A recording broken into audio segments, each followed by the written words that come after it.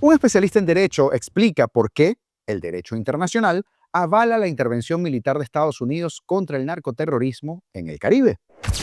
El régimen sigue ardido. No hablan mucho del premio Nobel porque les causa escozor. Pero díganme ustedes a qué se debe que hayan cerrado la embajada en Noruega tras el premio. O también la de Australia.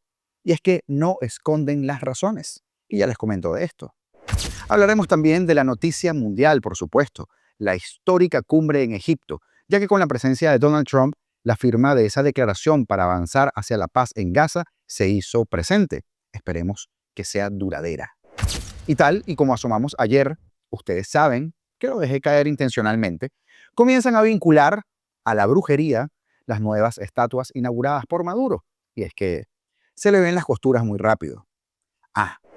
Y el insólito pedido de Petro a la justicia estadounidense tras la revocación de su visa. Les adelanto algo, no tengo mucho dinero, pero si ganamos, el abogado pasará a la historia, ha dicho.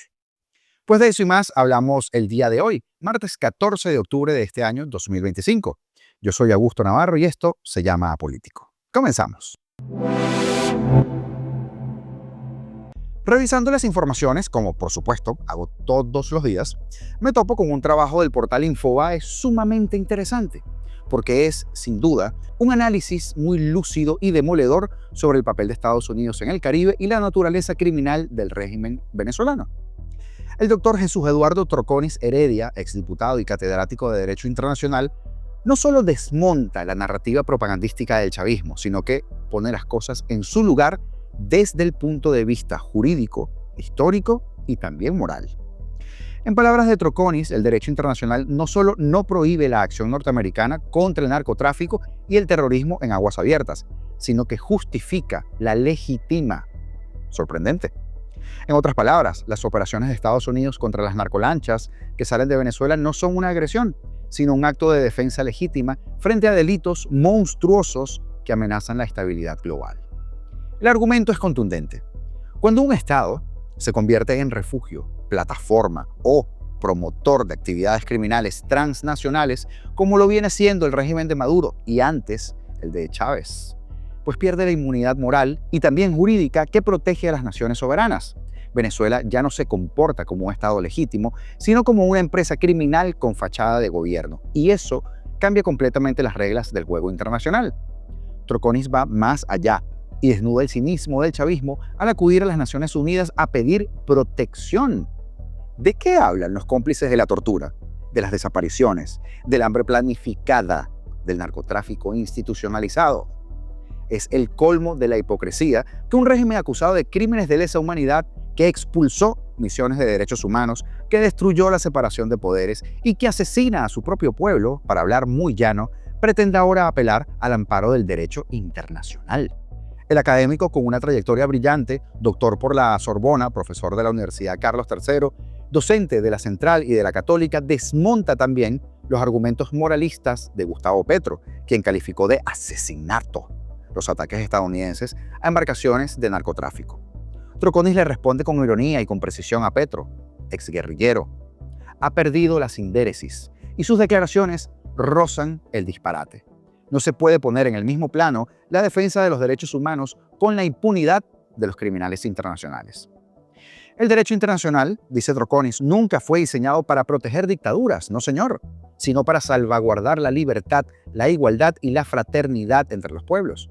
Lo que hace el régimen de Maduro es todo lo contrario, encarna la negación de esos principios. No hay legitimidad en un Estado que encarcela, tortura y que exilia a la fuerza a su gente. Pero el profesor también pone la lupa sobre lo esencial. La tragedia venezolana es política, no solo jurídica. Es la consecuencia de haber destruido la alternancia democrática, de haber traicionado los principios que sostuvieron la República desde el Pacto de Punto Fijo.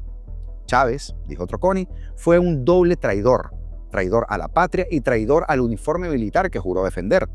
Entregó a Venezuela a Cuba, a los servicios de inteligencia de una dictadura, a los intereses de una élite corrupta que convirtió al país en una sucursal del crimen organizado, lo que tenemos hoy día. Y allí está el hilo conductor de todo. El Estado venezolano no es un actor soberano, sino un actor hostil, un enclave narcopolítico que exporta miseria, drogas y violencia. En ese contexto, las acciones de Estados Unidos en el Caribe no son una provocación, son una respuesta legítima ante un régimen que ha cruzado todas las líneas rojas del derecho internacional y de la moral. Y es muy sencillo. El derecho internacional no es un escudo para criminales. Y cuando la tiranía convierte al Estado en un cártel, la comunidad internacional tiene no solo el derecho, sino la obligación de actuar. Y esa es una frase que quedará grabada. El derecho internacional no solo no prohíbe estas acciones, las legitima. Con esa afirmación, el doctor Troconis le da fundamento jurídico a lo que millones de venezolanos sienten en carne viva, que el silencio del mundo ya no es neutralidad, sino complicidad, y que frente al monstruo que parió el chavismo, la ley, la razón y la moral están del lado de quienes decidimos enfrentarlo, cada quien en su trinchera. Hablemos ahora un poco del titular de todos los diarios del mundo, porque el desierto egipcio volvió a ser escenario de la historia. Y es que en Sharm el-Sheikh, con el Mar Rojo de fondo y bajo el lema Paz 2025, Donald Trump reapareció como arquitecto de un nuevo intento de equilibrio en el Medio Oriente. La escena fue tan simbólica como estratégica. Mientras se concretaba un intercambio simultáneo de rehenes israelíes y prisioneros palestinos, el primero en años, más de 20 delegaciones internacionales se reunían para discutir el futuro de Gaza. Y entonces vimos a Trump, flanqueado por Abdel Fattah el-Sisi, por Recep Tayyip Erdogan y el emir de Qatar, Tamim bin Hamad Al Thani. Firmó lo que ya se conoce como la Declaración de Trump para una paz duradera y próspera. Un documento que, aunque algo genérico en sus términos, marca un gesto político potente: comprometer a los viejos adversarios regionales en un marco común de resolución pacífica de las disputas. El texto, difundido horas después por la Casa Blanca, no tiene el lenguaje de un tratado vinculante, sino el tono de un manifiesto diplomático. Una paz duradera será aquella en la que tanto palestinos como israelíes puedan prosperar con derechos humanos protegidos, seguridad garantizada y dignidad defendida. En otras palabras, una hoja de ruta simbólica que intenta poner a todos en la misma fotografía del consenso. Trump, fiel a su estilo, le dio a la escena un aire épico. Esto tardó 3000 años en llegar a este punto, pueden creerlo, dijo. Y se va a mantener, se va a mantener. La frase, entre la grandilocuencia y la convicción, resume la ambición de su proyecto: convertir su política exterior en la narrativa de la estabilidad global que promete extender desde el Medio Oriente hasta el Caribe. Sin embargo, el gran ausente fue también el gran protagonista del conflicto. Israel no envió delegación. El gobierno de Benjamin Netanyahu alegó una festividad religiosa, aunque fuentes diplomáticas reconocieron que la invitación de Trump existió. La ausencia de Hamás era, por supuesto, esperada, pero la de Israel revela quizá un poco de tensión entre el pragmatismo internacional y la política interna de Jerusalén, donde aceptar una foto de paz sin condiciones podría verse como una concesión inaceptable. Aún así, la composición del encuentro es reveladora.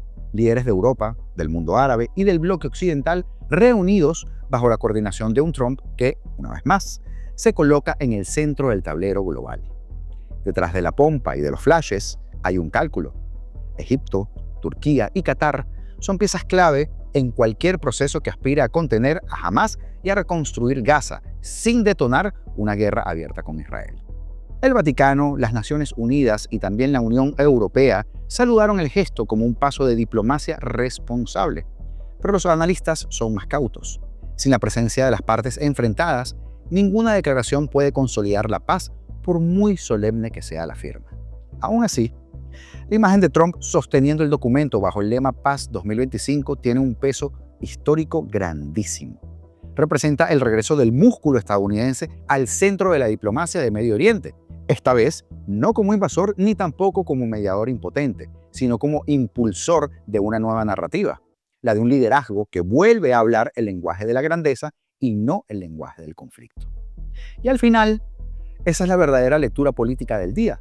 Trump logró que en Medio Oriente volviera a pronunciar la palabra paz con él sentado en la mesa. Aunque Israel y Hamás estén ausentes, el mensaje quedó grabado en piedra.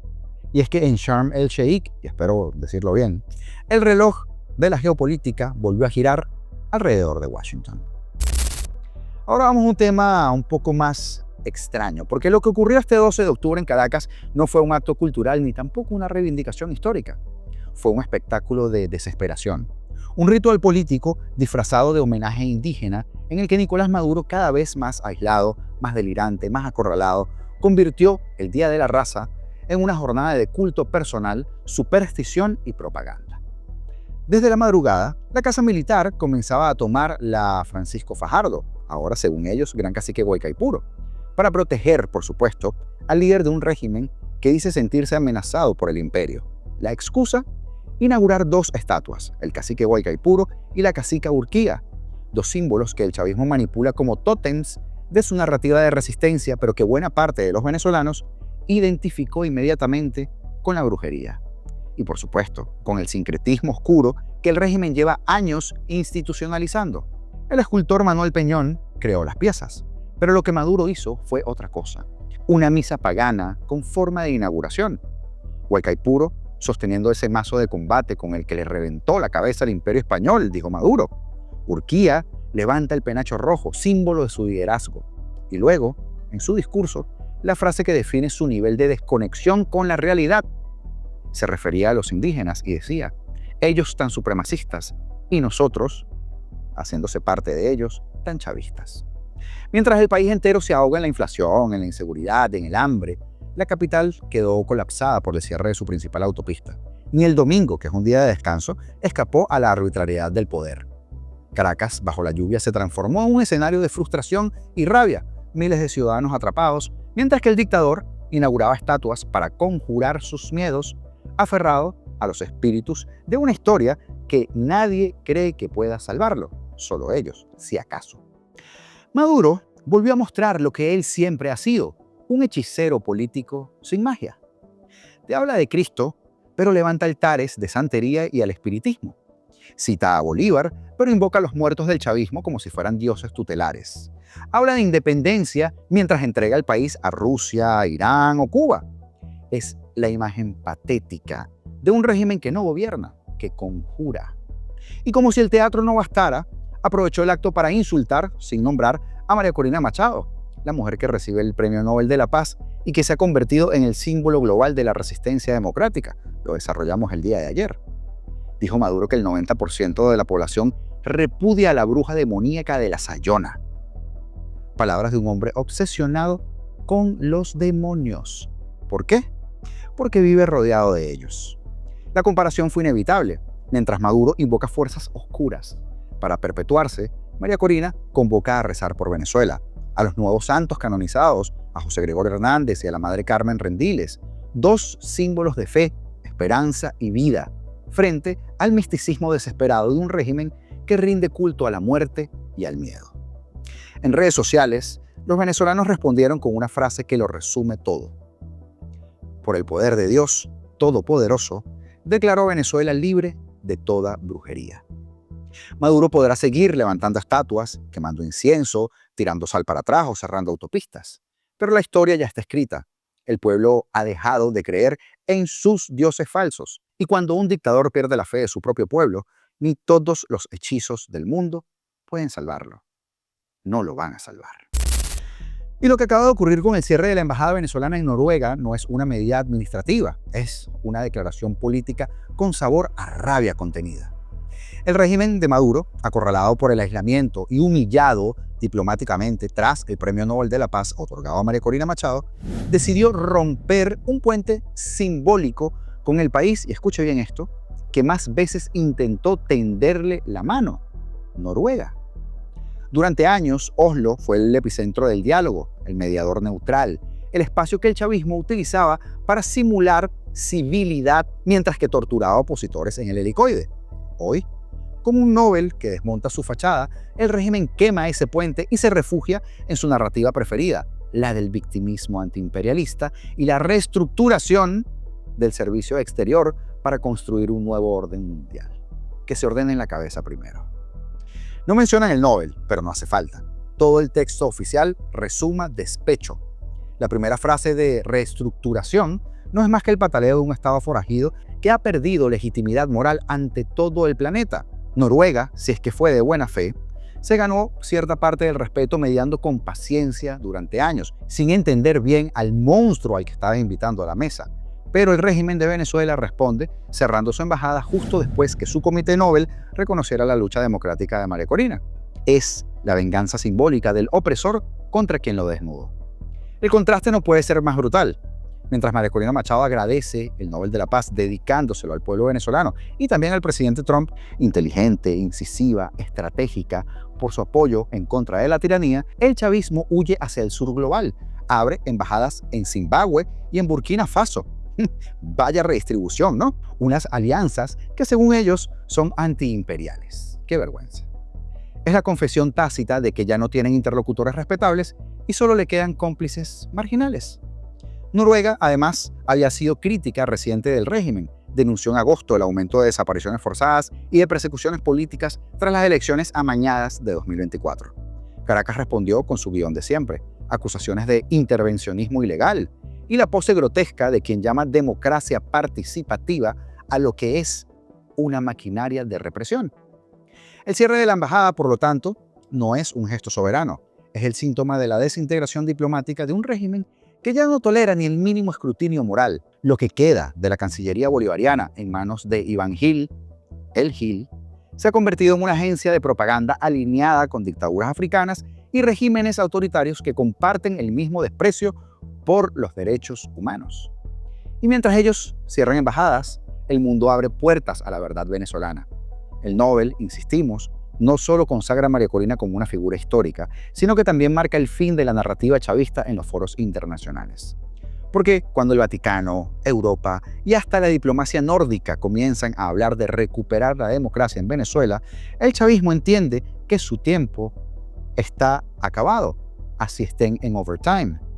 Por eso cierran embajadas, porque quedaron sin credibilidad, sin aliados y sin excusas. El Nobel fue la campanada final, el cierre en Oslo, el acto reflejo de quien sabe que ya no tiene a nadie que engañar. Y esto me recuerda a algo que, para quienes siguen este canal desde hace mucho tiempo, he hablado incontables veces. Atacarlo por todos los flancos es sumamente importante, que no sepa por dónde se puede asomar para que no le caiga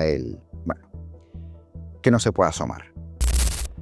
Y ahora, cierre de telón para el victimismo diplomático, porque Gustavo Petro anunció en X que quiere ponerse bajo un juez de Estados Unidos para demandar la supuesta quiebra de su inmunidad después de que Washington le revocara la visa durante la Asamblea General de la ONU.